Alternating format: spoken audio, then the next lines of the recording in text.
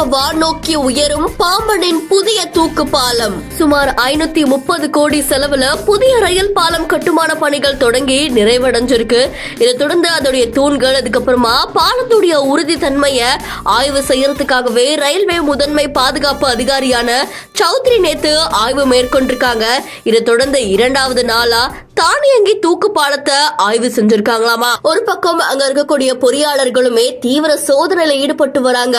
ஒவ்வொரு இன்ச்சா பல ஆய்வுகளை மேற்கொண்டு வராங்க. இதை தொடர்ந்து பாம்பன் ரயில் பாலத்துக்கு நடுவுல இருக்கக்கூடிய அந்த செங்குத்தான தூக்கு பாலம் இப்படி வானோக்கி உயர்றது பலரையுமே ஆச்சரியத்துல ஆழ்த்திருக்கு.